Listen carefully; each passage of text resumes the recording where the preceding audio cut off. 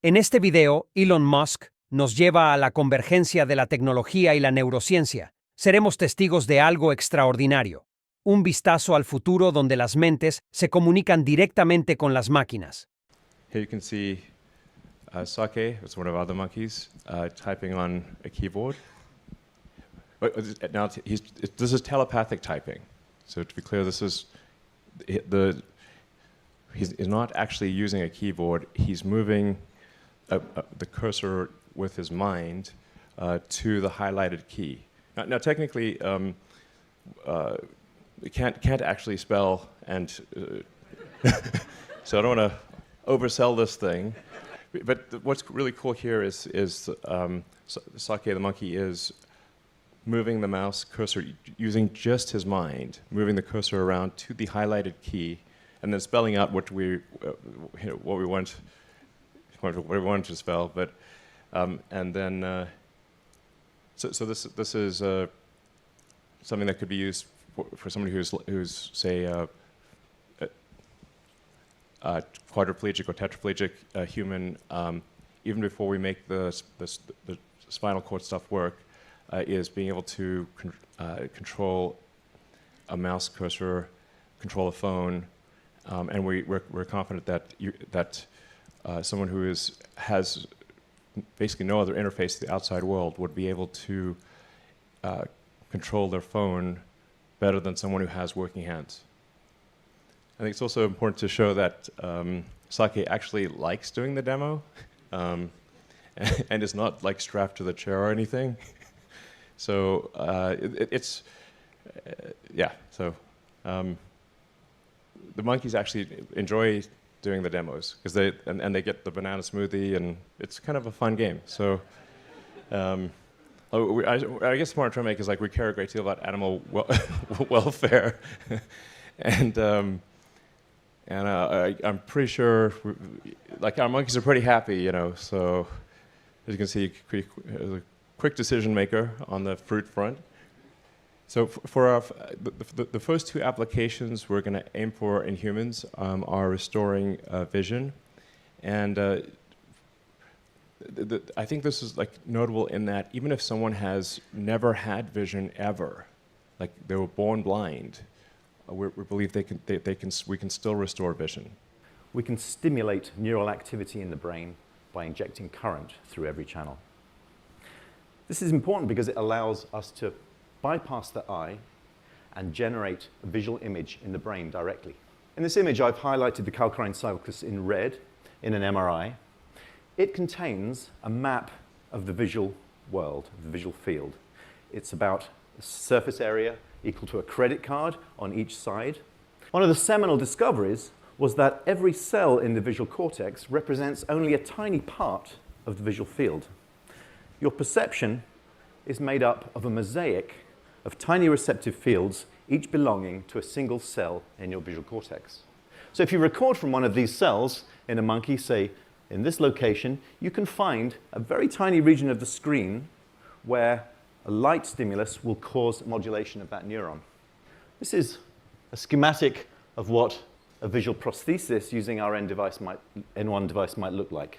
A camera, the output from a camera would be processed by an iPhone, for example, which would then stream the data to the device, and the image would be converted into a pattern of stimulation of the electrodes into visual cortex.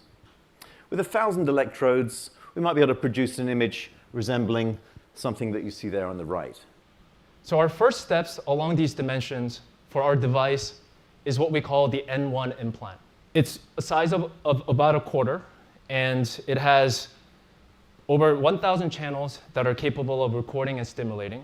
It's microfabricated on a flexible thin film arrays that we call threads. It's fully implantable and wireless, so no wires, and after the surgery, the implant is under the skin and it is invisible. It also has a battery that you can charge wirelessly, and you can use it at home. For implanting our device safely into the brain, we built a surgical robot that we call the R1 robot.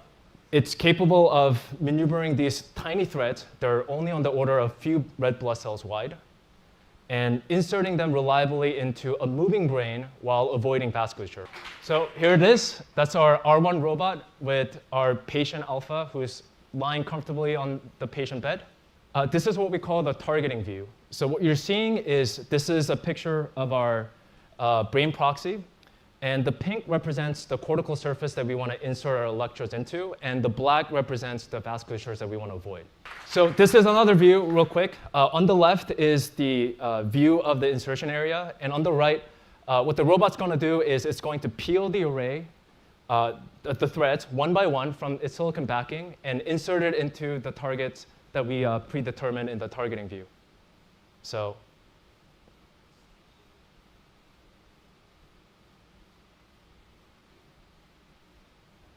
there you go. That's the first insertion.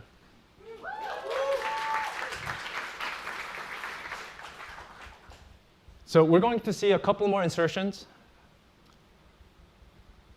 The whole process of inserting about 64 threads in our first product is going to be around 15 minutes for this robot.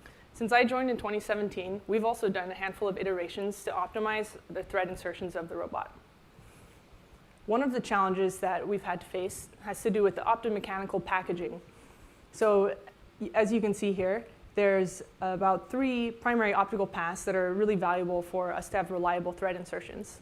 One is the visible imaging of the needle inserting the thread.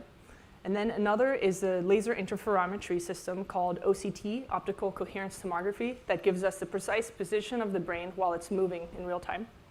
And then also we have to provide lighting and illumination to see what's going on in the visible light camera. And doing all this where the needle is at the bottom of the craniectomy, especially when it's close to the skull wall, can be pretty difficult to fit everything and be able to see it. So the way that the team solved this is by putting all 3 of these optical paths into one optical stack using photon magic or polarization, whatever you want to call it.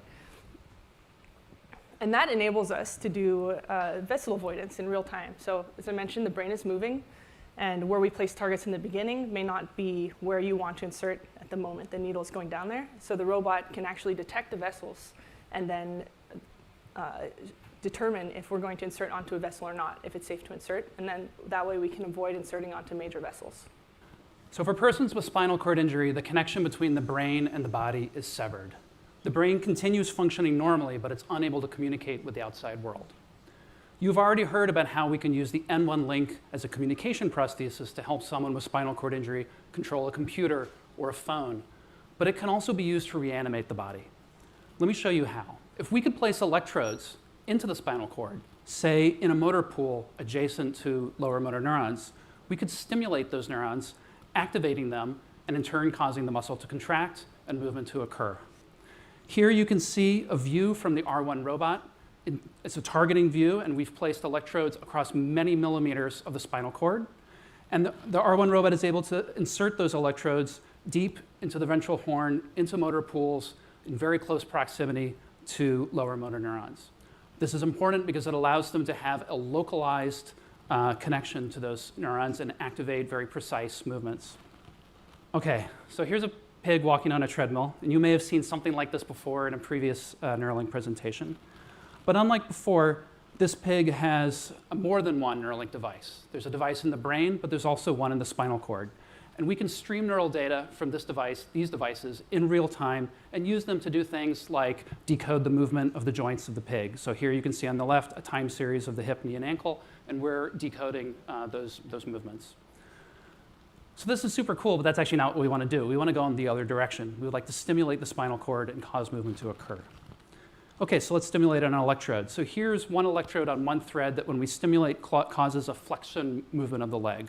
So on the left, you can see the movement of the joints, and you can also see the time series of the stimulation pattern in yellow. So the leg is moving up. Here's another electrode, which when we stimulate causes an extensor movement. This is actually a little harder to see because the leg is straightening and the hips are shifting, but if you look carefully, you can see how the leg is moving. We can stimulate on a great variety of threads and produce different movements and actually sequence them spatial temporally to provide patterns. So on the left, you can see a time series of different stimulation on different electrodes.